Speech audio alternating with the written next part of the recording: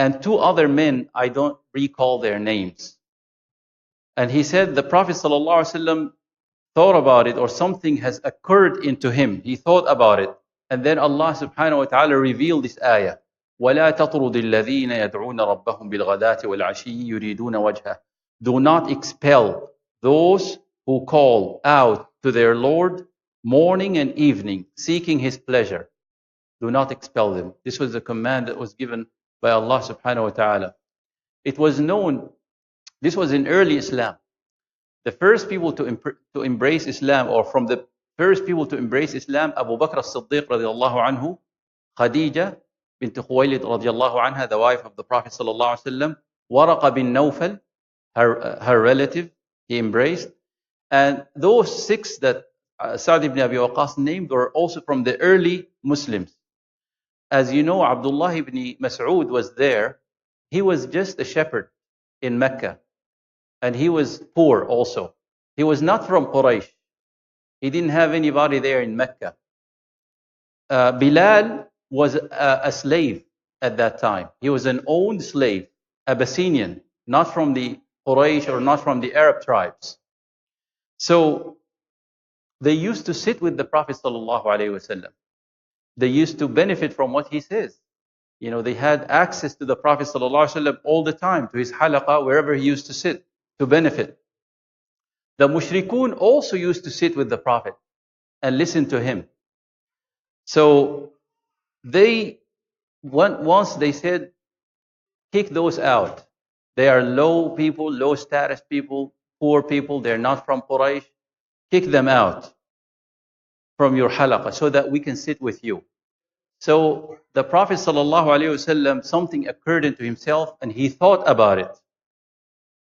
And so Allah subhanahu wa ta'ala revealed this verse and Allah forbade him from doing that. So these people may not have status in the society, but they had a status with Allah subhanahu wa ta'ala. Allah subhanahu wa ta'ala said about them, يَدْعُونَ رَبَّهُمْ بِالْغَدَاةِ وَالْعَشِيِّ. They call upon their Lord day and night. What kind of dua they used to do? They used to ask Allah subhanahu wa ta'ala for His blessings, to enter them into Jannah. They used to ask Him to take them away from hellfire.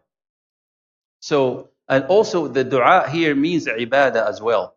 يَدْعُونَهُ بِالْعِبَادَةِ. That means they worship Allah subhanahu wa ta'ala in the salah, for example. In the salah there is dua. We say, Assalamu alayna wa ala ibadillahi as-salihin. Rabbana atina fid dunya hasana wa fil akhirati hasanatan wa qina adhab an-nar. And ibadah in general is to gain Allah subhanahu wa ta'ala's pleasure. So Allah also said about them, yuriduna wajhah, seeking His pleasure. Seeking His pleasure, this is an indication of their ikhlas. Ikhlas is very important. It has a great deal of importance when it comes to acceptance of amal. The amal, if it has no ikhlas, it will have no acceptance. The amal that Allah subhanahu wa ta'ala will raise up is the amal that is done for His sake and His pleasure. So the more sincerity we have, the more accepted the deed is, the higher the reward is. This is very important. Two people may be praying with each other, next to each other. One of them, his reward may be higher, like between the heavens and the earth. Why? Because of the ikhlas, because of the niyyah that they have in the heart. So this shows the importance of al-ikhlas. Also Allah subhanahu wa ta'ala said, مَا عَلَيْكَ مِنْ حِسَابِهِمْ مِنْ شَيْءٍ وَمَا مِنْ حِسَابِكَ عَلَيْهِمْ مِنْ شَيْءٍ فَتَطْرُدَهُمْ. You are not responsible for anything in their account, and they are not responsible for anything in your account, that you should expel them and thus become one of the unjust. So the accountability on everyone is on Allah subhanahu wa ta'ala. Allah is the judge. The Prophet sallallahu alaihi wasallam has to convey the message, and he will judge each one of us according to his deed. So the Prophet sallallahu alaihi wasallam had access. Everyone can come and sit with him, no matter what his status is. And for us now, we have to also always seek to sit with the people of khair, people of good. It doesn't matter if they're rich or if they're poor, if they have a status. or if they are not having status. The most important thing, do they have taqwa? Do they love Allah subhanahu wa ta'ala? We should not be worried about sitting with people of status, people of wealth, people of celebrity, ministers, rulers. That may not bring benefit, just for the sake of them being like that. Uh, the only exception is to sit with them, to give them amr bil ma'ruf and nahy anil munkar, or to show them something that they do not know that will benefit the rest of the ummah. So, just some of the benefits quickly of this hadith, and then we will conclude.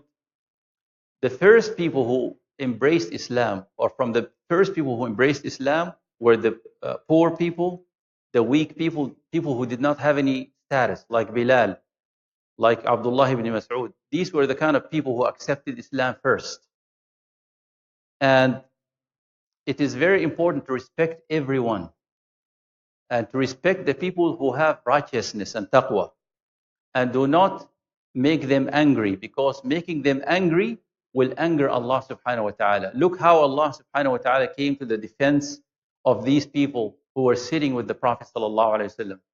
The Prophet commanded the Prophet not to expel them, because anything that will hurt their feeling will anger Allah subhanahu wa ta'ala. So Islam came with this equality of humanity, brotherhood. And it came from the first days, and it was implemented practically in the setting of the Prophet ﷺ in his halaqah where he used to teach. And the religion of Allah subhanahu wa ta'ala came to all humanity, all the people. All the people had access to the Prophet ﷺ.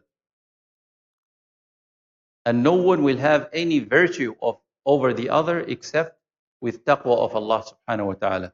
So may Allah subhanahu wa ta'ala make us people of taqwa.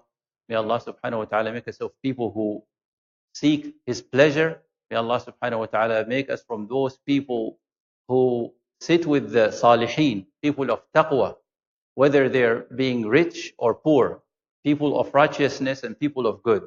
Jazakumullah khair.